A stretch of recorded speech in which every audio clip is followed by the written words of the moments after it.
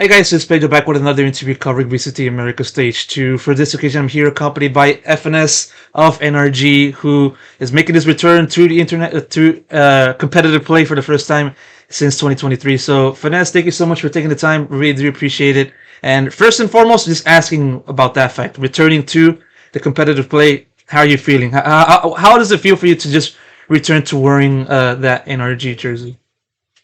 Feels good. I mean, we haven't really played a game yet, so I don't really know what I'll feel like when I'm on that stage again. But practicing again and having that, it's a definite 180 from what I used to do when it came to streaming. My entire lifestyle has completely changed.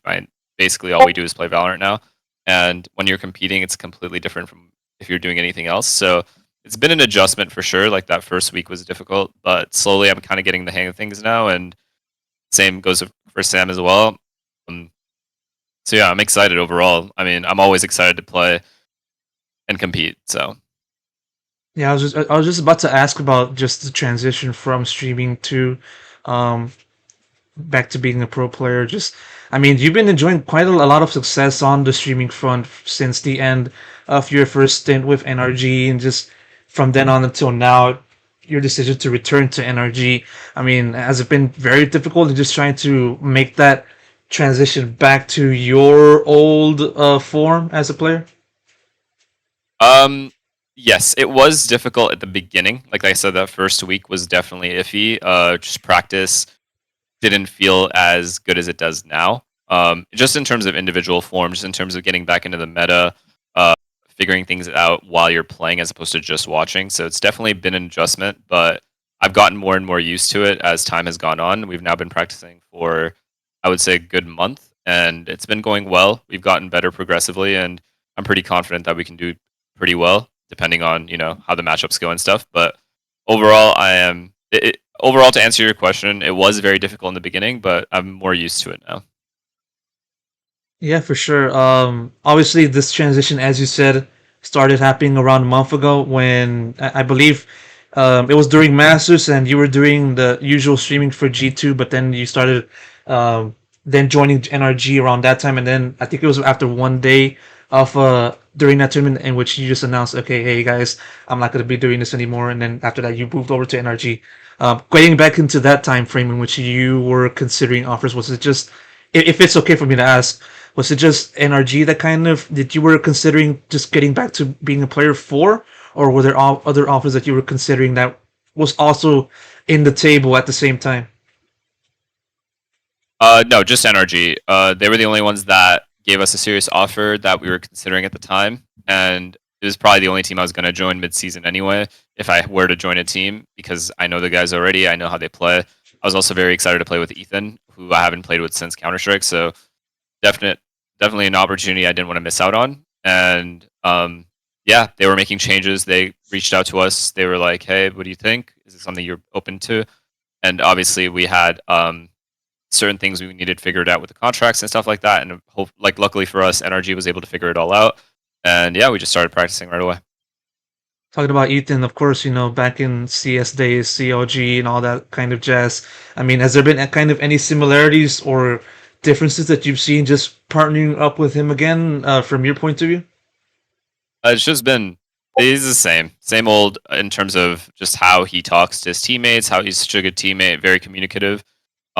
Also has insane amounts of skill, no ego, easily is able to give and take criticism, and he's grown a lot as a player in that sense. He's matured a lot and like in and out of the game.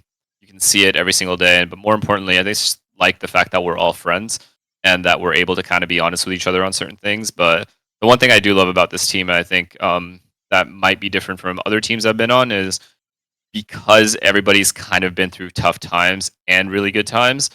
And more recently for these guys, it's been tough. It makes it a lot easier to transition in and be able to say what I think needs to be worked on and what doesn't need to be worked on, and then they can give me the same criticism if they see something. Because Sam and I are just getting back into it, so for them to see something that they think that we should do better or worse, they can say it to us. And I think the fact that every single player is able to take that criticism as criticism and nothing more than that makes everything a lot easier and smooth in terms of us transitioning back onto the team. yeah, in general, I would say that's my favorite thing is the fact that every single player is as open as can be and is able to be open. No one has to like hide how they feel or say something in a certain way to not hurt someone's feelings, stuff like that. People just say things how they are, and no one takes anything personally. So I think it's helped a lot in our progress so far. How would you describe your vision of the game from the time you left NRG to now? Has it changed in any way, or has there been just changes to that because of the time you spent just streaming and doing doing other stuff in relation to just being a pro player? Um, how did it? Sorry, can you repeat the question? Yeah, has there been any changes to your vision of the game and how you interpret it? You know, Uh, as in how you lead the team, how you kind of look at the game from your point of view from back then. Um, I would say yes. You always grow. You always add things to what you already like knew, and try to learn new things. And I think that's the biggest thing in Valorant. You have to keep learning, and you have to keep staying ahead of the curve a little bit. And in that sense, yes, I think it has been a lot different compared to like when we first won or when we dominated in our era or whatever. It's definitely the game is a lot different now, and that was an adjustment period for the first week or so that we played together.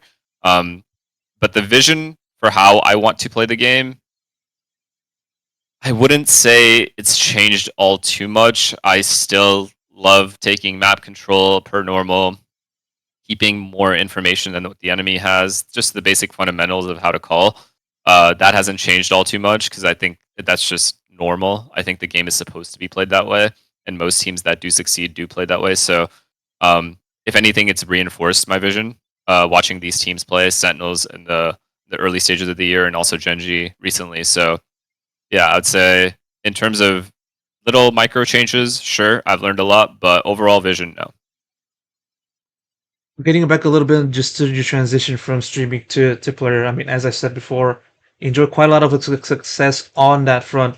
Were you ever did you ever think that you would have preferred to maybe like stay as a streamer, had any other offer, had an offer like NRG kind of came into your way, or were you always dead set on just returning to pro player at the first opportunity that appealed to you? I had no interest to come back to pro this year. The only reason we did come back was because we just know these players so well, and because we just had an itch to compete anyway. Like I was going to compete next year no matter what. So that was my plan to begin with. So I was going to take this year to stream. That was the original plan. But once these guys didn't have a great split, what was it? Split the first split. Once they didn't have split one go well or in their favor, they contacted us. Sam and I talked about it, and we're like, okay, well, I mean, it's earlier than we wanted it to be, but we were going to do this anyway, so might as well just get a head start on it now. And the only challenge really is, okay, well, we only have 1 month as opposed to an entire off season to get our acts together and kind of get back in form and stuff. So it's been a challenge for sure, but I think that's the one thing I love about just life in general. It's going to sound cheesy, but I love challenges like this because it's so easy to doubt whether we can do it or not. And if you're able to overcome that and do well, then great, all the power to you. And if you're not, then oh well, you learn from it. So challenges like these are why I do what I do in the first place, why I compete. So kind of just lined up that NRG was the team looking for players, and it's probably the only team him and I would have joined this early. Yeah, for sure. I mean, I remember back then when the announcement was made that you were returning in energy and how there's plenty of anticipation, a lot of attention, a lot of hype, I would say. One of the few people that kind of commented on just that is just um, Yosemite and his whole image of the graphic of just, I got one more in me, just in response to that. Well, in relation to that, I mean, it's a callback obviously to the team's elimination to BLG from end of last season and how that kind of then the memory of that I believe still hovers around you. Might be wrong on that. You can correct me on that if I'm wrong. But how important is it for you to just not only return to that but kind of um I would say like what's the right word? Um destroy, I would say maybe, I think that's the right word, the memory of just how that first stint ended and how important it is for you to bounce back in such a major way. You don't want to destroy those kinds of memories, in my opinion. For me, the way I work is a life thing for me. I like to know that that happened and remember it and try to fuel myself with it the best that I can and keep it as motivation more than anything else. Because this is Valorant and those kinds of things can happen. They had a great game. They had a great tournament. They beat us, and you can't really take that away from them. But one thing you can do is learn from it. So I think overall, not just from that match, but the entire year last year was full of terrible, terrible losses for us in terms of our expectations, and it was just a huge learning experience, and that's what I love about competing. Like I said, you always learn. If you lose, you learn, and if you win, great. So, end of the day, it's not anything crazy. You don't like I don't go to bed thinking about that loss or anything. There's many other losses I've gone to bed thinking about compared to that one. So in that sense, it's nothing that crazy. But yeah, man, good luck to them. One more question before I wrap it up because we seem to be getting over the time limit. Just sort of now schedule. Team's first match against Sentinels. Got any kind of words or more so any thoughts on just facing them as your first opponent for stage two, and then also on top of that, do you view them as the toughest opponent for NRG? And if not, who else do you feel? I think every opponent is going to be tough in our group. I've like it was too hard to tell who the best team is because it's just been first of all the meta change probably is changing in terms of duelists, and you just never know what comps people are going to bring, what kind of form they're going to bring. So I don't know if they're the strongest team we'll ever play or play the split, but on paper, sure, I would say it's probably the best and the hardest matchup for us in that sense.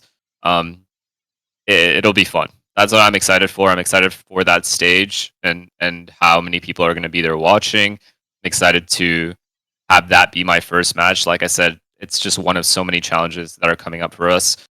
If we're able to make it through that hurdle, there's another three hurdles to go before you, or three or four before we even make it to playoffs. If we do, and then it's just every game is a challenge of its own. So that's how we're going to look at it. Not try to add extra pressure to ourselves. Like I said, we started practicing a month ago.